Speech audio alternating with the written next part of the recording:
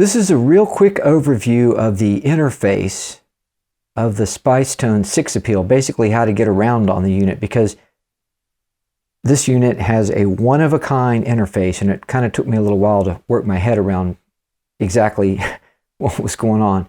So I've just turned the unit on, and we are in play mode. And I'm going to turn up the volume on my GK guitar.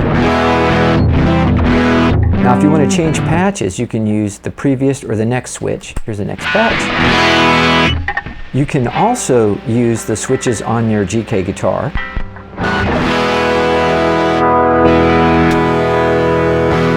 Now, there's 24 presets, and I'm going to work my way back to the preset we started with. Okay, that's preset 1. Now, preset 24 is what they consider to be a bypass preset. And what's a little odd to me is the bypass preset is not the normal pickups from your guitar. Like if you've used a lot of the Roland stuff, you're probably used to being able to just only have the normal guitar, switching between, say, the normal guitar and the synth guitar. But instead, patch 24 gives you the sound of the hex pickup with no processing. So that's what the hex pickup sounds like. I think I would have rather preset 24 working like, say, a typical effects pedal, where when you put it in bypass mode, you hear the sound of the normal pickups from your guitar, but that's not how this unit works. So let's go back here to pickup 1.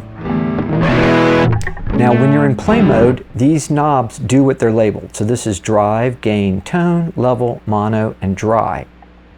Mono should be the output from the normal pickups, but right now that's not working for me. I need to check in some global menu to see if I've got something disabled. Dry is that sound from the hex pickup with no processing. Level's output level. Drive, the overdrive level. Gain, I believe, is initial gain. That's how it's set up. And then tone is kind of your overall tone control.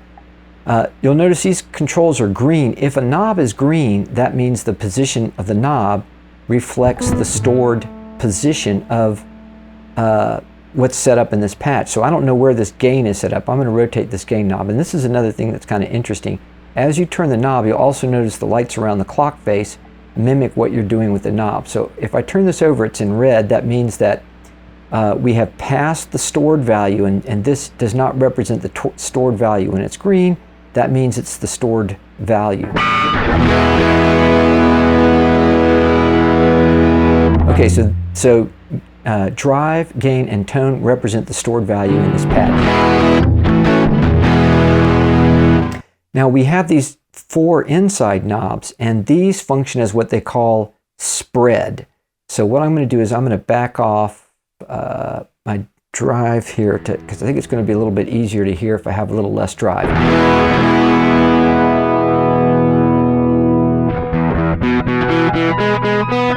Now what spread does is they call it spread, but probably balance might be a better description of it, or tilt. I think it's maybe, there's some references to it as tilt. What this does is when the knob is in the middle position, here it is yellow, meaning it's in a neutral position. As we turn it all the way to this side, it changes the balance of the drive from the high strings to the low strings. So let's hear a low string. And if I rotate it all the way counterclockwise, we've got more distortion now on the higher string. With more distortion on the higher string, more distortion on the low E string, the high E string should be cleaner. And if I rotate it the other way, we should get the opposite effect. High string is going to have a little bit more drive on it, and the low string should be a little bit cleaner. So this controls the tilt or the balance for the drive knob. This controls it for the tone. This controls it for the level, and this controls it for the drive signal. Now, one thing that's a little odd, I think, is that as we have made these changes are actually stored to this preset as soon as we make a change. So if I go to the next preset and I return back to the preset we were just working with, it has all those changes that we made to it. And you'll notice these knobs are all green because this is currently the stored value. which means that if you go through these patches and you make little tweaks and little adjustments, you've been editing all of these patches as you go along. Now, on a typical synth, you would usually think, oh, I need to hit save first. That's not how the 6Appeal is set up. Save only saves a patch once you've powered the unit down. So if I powered the unit down and powered it back up, we would go back to the original patch 1 that we were listening to. That seems a little inconvenient, but there is a way to recall on a per patch basis.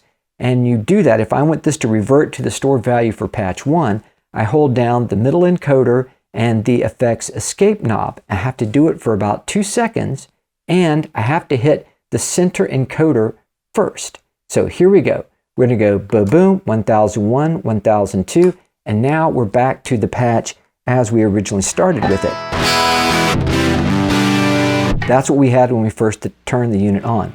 Now, this is in play mode. All of these controls are active. We can go next, we can go previous, we can go to hitting the effects escape mode takes us to that patch 24, which is the bypass patch.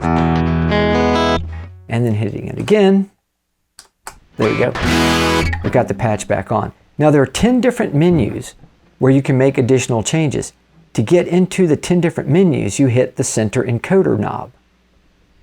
Now we are in menu 1, and we know this because knob number 1 is flashing. You go through the 10 different menus by hitting next and previous. So this is menu 2, 3, 4, 5, 6, menu 7, that's knob 7. Now there is no menu 8. They say menu 8 is reserved for future development.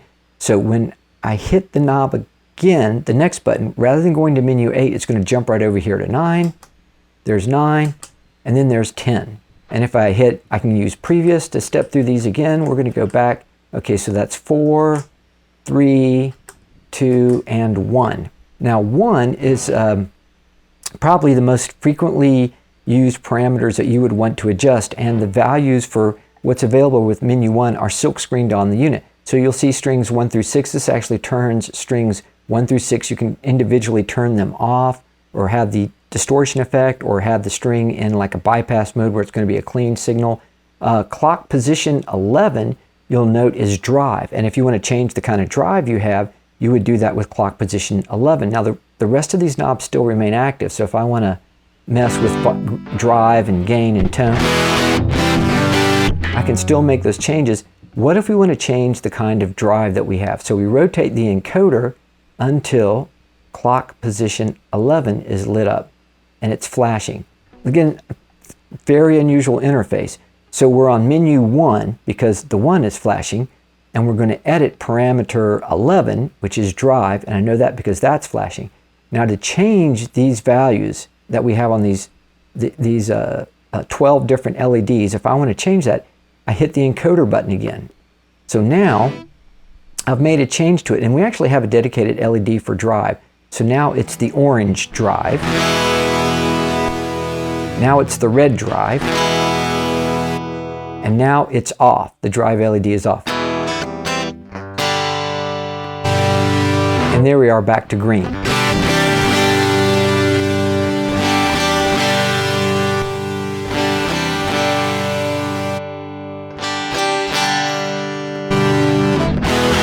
And so the same thing for strings. Let's say if I wanted to turn the first 3 strings off, I turn the encoder over here. I've got string number 1 flashing. I hit the button to make a change. I've turned it off, I believe. Let's hit that again. And number 3, let me hit that again. Let's see, if I play all 6 strings. So as I strum the guitar, you'll only hear the bottom 3 strings.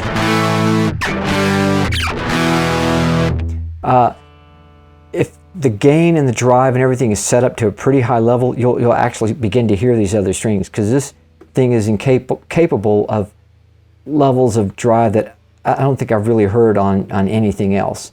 So let's get these strings turned back on. Okay, there we go. Now if I want to get into the next menu, right, we're still on menu 1. If I want to go to menu 2 to make some changes, then I click that button. Now menu 2 is available, and menu 2 deals largely with string panning, I believe. And we have different panning presets over here. I don't have the card, my reference card here in front of me, but I believe number 2 is a panning, which is 3 strings left, 3 strings to the right. Let's go over here. I've got that selected. I'm going to hit the encoder to make a change. And let's see what that sounds like.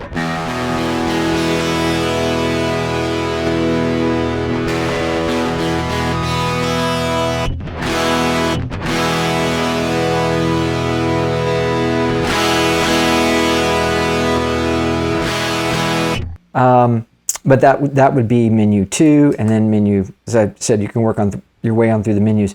Once you're done making these changes, then I think we hold down the escape button for, I think we have to do it for about 2 seconds.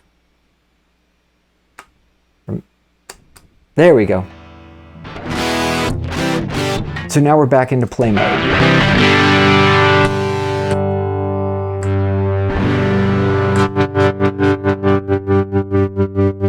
So I'm going to do a little bit more of a full-fledged review on this unit, and you can look for that video. But this is just a basic walkthrough of how you navigate through this Spicetone 6Appeal, because I think you would agree with me, this is a one-of-a-kind interface that you've probably never seen before on anything else.